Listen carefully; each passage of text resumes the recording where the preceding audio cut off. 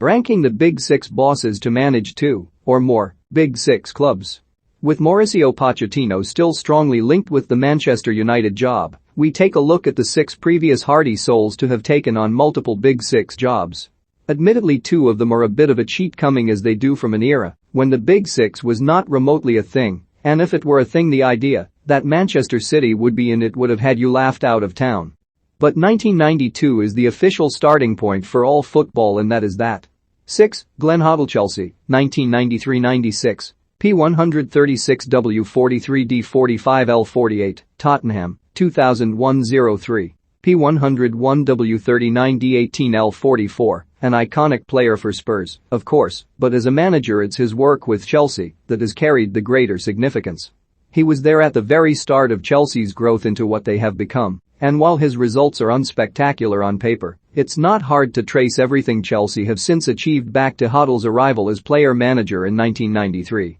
While never putting together a serious league campaign, his Chelsea sides were huge cup threats. They reached the '94 FA Cup final and the semi-finals of the following year's Cup Winners' Cup final, having taken the place unrequired by double-winning Manchester United. More importantly to Chelsea's future trajectory, Hoddle's status saw them start to recruit players of similarly high profile, most notably Ruud Gullit, and start the long road to Abramovich and all that has followed. Brought to Spurs by Daniel Levy and Anakin, a fairly transparent attempt to curry early favour with fans by replacing the irredeemably Arsenal-tinged George Graham with a bona fide club legend. His first game was a 2-1 defeat to Arsenal in the FA Cup semi-final, and Hoddle as Spurs manager never really worked. Sacked after winning just one of the first 6 Premier League games of the 2003 fourth season, his Spurs career ending with successive defeats against Chelsea and Southampton, his 2 previous Premier League managerial roles.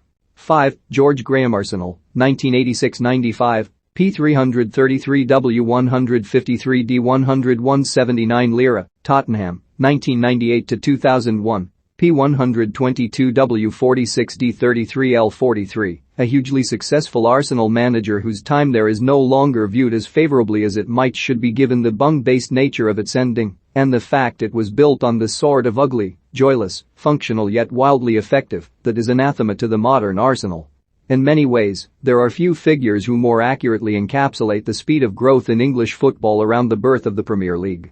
By the time he rocked up at Spurs in 1998, he already felt like something of a relic, and his greatest success at Arsenal predated the Premier League era, when all the football played was irrelevant and no longer counts. Hung around on the other side of North London for longer than you probably remember, despite never being particularly good or managing to win over an inevitably hostile and suspicious Spurs fanbase. He is, though, one of only 2 Spurs managers to win a trophy in the Premier League era.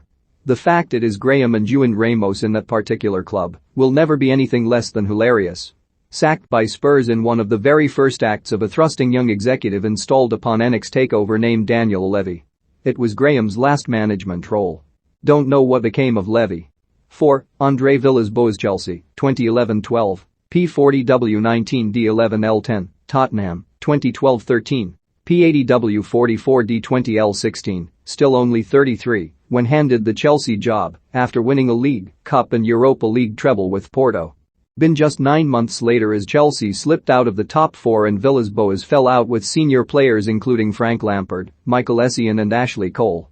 Replaced by his assistant Roberto Di Matteo, who promptly won the Champions League. Started the current vogue for Chelsea managers turning up at Spurs by replacing Harry Redknapp at White Hart Lane that summer. Having already been dismissed by the British tabloid press as a weird foreign nerd, replacing their hero at Spurs was never going to get him an easy ride. He was actually perfectly decent at Spurs, all things considered, but it never felt like it could last. Pretty unlucky that the Gareth Bale-inspired 72-point haul in his one full season wasn't enough for a top 4 spot, and when Bale's 7 replacements infamously failed to hit the ground running the following season, he was soon in trouble.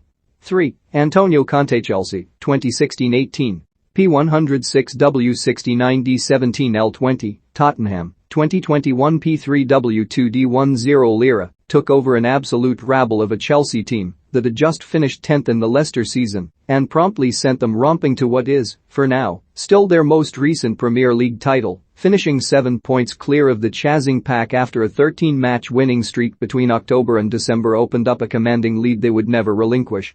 Conte repeated the turn-talented but shambolic wastrels into title winners trick at Inter, and now embarking on his toughest version of it yet at Spurs, the side incidentally who both ended that 13-match winning streak and finished second to Conte's Chelsea. It's as close as they've come to winning anything since 2008. Ending that run would be perhaps the biggest tick yet on a managerial CV that hardly requires a tick and more importantly help him climb this list. 2. Rafa Benitez Liverpool, 2004-10. P 350W 194D 77L 79, Chelsea, 2012-13. P 48W 28D 10L 10, beloved in Liverpool, less so in London. Restored pride and then some for Liverpool at a time when their own mediocrity and Manchester United's relentless excellence was pure agony, winning the Champions League and FA Cup, but also the latest in a long line of manager unable to crack Sir Alex Ferguson in the title race, while eventually succumbing to mind games-based madness. His Liverpool sides were proper good, though, and 2005 will always be special. Technically only an interim boss at Chelsea despite hanging around longer than some permanent appointments, see above, and helped them make it back-to-back European trophies by securing the 2013 Europa League. Now finds himself at Everton of all places after a George Graham-esque crossing of the divide, and is currently discovering like so many before him that Everton's inherent Evertonness is extremely hardwired. The only manager with multiple Big Six clubs on the CV not to have had a crack with Spurs. Still time. 1. Jose Mourinho Chelsea, 2004-07. P 185W 124D 40L 21, Chelsea, 2013-15.